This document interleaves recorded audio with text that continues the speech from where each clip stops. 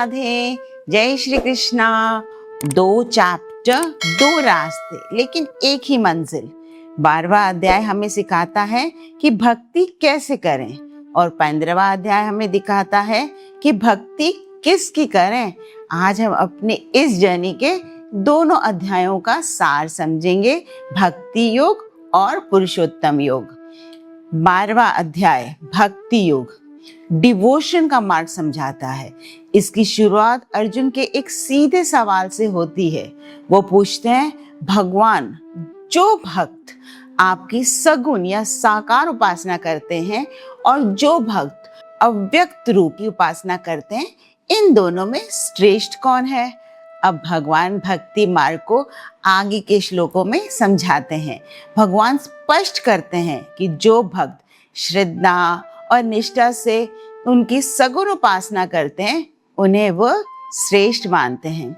लेकिन तुरंत ये भी जोड़ते हैं कि निराकार उपासक भी उन तक पहुंच सकता है।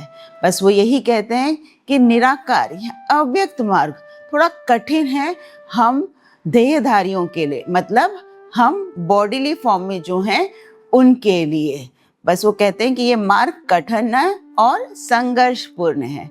फिर भगवान हमें भक्ति के और रास्ते भी बताते हैं जो सीधे उन तक पहुंचाते हैं, जैसे अभ्यास योग, मतलब कंटिन्यूअस प्रैक्टिस। फिर कर्म फल त्याग, मतलब giving of whatever you are doing in the hands of God. और अंत में ज्ञान तक। हर स्टेज के लिए एक प्रगति का रास्ता भी बताते हैं। फिर भगवान हमें एक अच्छे भक्त बनने की पूरी लिस्ट, जो कि 35 गुणों की है, आगे के श्लोक में देते हैं। वो कहते हैं कि एक अच्छे भक्त को इन गुणों को धारण करना चाहिए। कुछ गुण जो उन्होंने बताए हैं वो हैं, जैसे कि किसी से द्वेष नहीं करना, ना किसी से मोह, जो सबसे समदृष्टि रखता है, हर परिस्थिति में समान, चाहे सुख हो या दुख, जो निर्भय है, जो शुद्ध है, जो मन का सच्चा है, ऐसे भक्त मुझे बहुत प्रिय हैं। भक्ति योग में भगवान बताते हैं कि ये एक कंप्लीट जीवन दर्शन है, जिसमें कैरेक्टर, स्थिरता और निष्काम भाव धीरे धीरे डेवलप होते हैं। सगुण और निर्गुण दोनों रास्ते अंतिम सत्य यानी परमात्मा तक ही ले जाते हैं। आपको जो मार्ग सही लगता है आप उसे अपना सकते हैं, but the most important is to be kind, to be good. And भगवान सिर्फ भाव देखते हैं और आपका भाव भगवान के प्रति क्या है।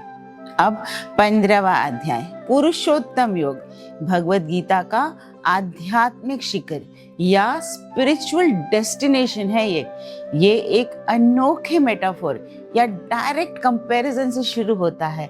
इसमें भगवान कहते हैं कि संसार एक उल्टे पेड़ के जैसे है, जिसकी जड़ें ऊपर और शाखाएं नीचे की ओर है, जो संसार की उल्टी प्रकृति को दर्शाता है, जहाँ सत्य या परमात्मा की तरफ है और व्याप्त संसार जैसे शाखाएं नीचे की ओर फैली हुई हैं। मतलब सत्य और परमात्मा ऊपर की तरफ, जहाँ हमारी जड़ें हैं, और जो हमारा ये संसार है, ये शाखाएं जो नीचे की तरफ है। अब इस बरगद के पेड़ की शाखाएं अपने गुणों से पोषित होती हैं, जो हमारे गुण होते हैं उनसे पोषित होती है, बढ़ती हैं, और इसके नीचे आती हुई जड़ें हमारे कर्मों को दर्शाते हैं। भगवान कहते हैं ये पेड़ हमें मोह माया से बांधकर इस संसार में रखता है। हमें इसलिए इस पेड़ को क्या कर देना चाहिए? काट देना चाहिए। इस वृक्ष को काट पाते हैं वह ही इस जन्म और मृत्यु के चक्कर से मुक्त हो जाते हैं और परम पद को प्राप्त कर लेते हैं, जहां से कोई नहीं लौटता। जब हम जन्म लेते हैं तो 5 इंद्रियां और मन हमें संसार में बांधे रखती है। हमारी जो जीवात्मा है वह भी भगवान का ही एक सनातन अंश है। इसलिए कहते हैं ना, सातों तीरथ तेरे अंदर बाहर किसे तलाशे। इस अध्याय में ज्ञानी और अज्ञानी का भेद भी स्पष्ट होता है। ज्ञानी पुरुष इस आत्मा और शरीर के ऊपर जो परमात्मा को समझ लेता है वो है, और अज्ञानी पुरुष तो इसे देख ही नहीं पाता। भगवान कृष्णा इस अध्याय में अपने पुरुषोत्तम होने का भी बोध कराते हैं। वो बताते हैं कि सूर्य का तेज, चंद्रमा का प्रकाश, अग्नि का बल, पृथ्वी को धारण करने की शक्ति, ये सब उन्हीं से है और सबके हृदय में भी उनका ही वास है। पुनर्जन्म में वही सबकी स्मृति, ज्ञान और अस्मृति को भी संभालते हैं या उसका कारण है। आखिरी के 4 श्लोकों में आध्यात्मिक बात बताई गई है।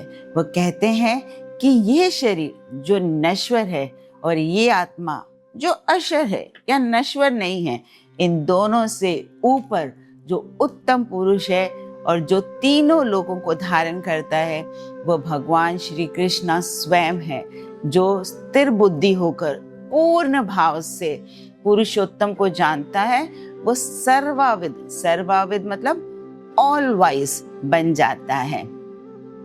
अंतिम श्लोक में भगवान इस ज्ञान को इति गुह्यतम शास्त्रम, अपने अंतर मन को जानने का शास्त्र कहते हैं, जिसे जानकर मनुष्य कृतकृत्य हो जाता है। कृतकृत्य पूर्ण तरह से सफल, मतलब there is nothing left to achieve anymore. आप पूर्ण तरह से सफल हो जाता है।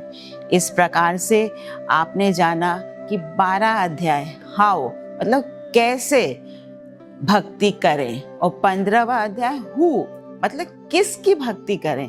ये दोनों मिलकर गीता के पूरी भक्ति वेदांत को कंप्लीट करते हैं। प्रैक्टिस और फिलॉसफी दोनों साथ साथ में। अगर आपने हमारे साथ चैप्टर 12 और चैप्टर 15 दोनों की पूरी यात्रा देखी है तो कमेंट में बताएं भक्ति का कौन सा गुण या पुरुषोत्तम का कौन सा रूप आपको सबसे ज्यादा अच्छा लगा, और कौन सा गुण आप अपनाना चाहेंगे या आगे चल के जानना चाहेंगे, बनना चाहेंगे। ओम श्री कृष्णा अर्पणमस्तु। हरे कृष्णा।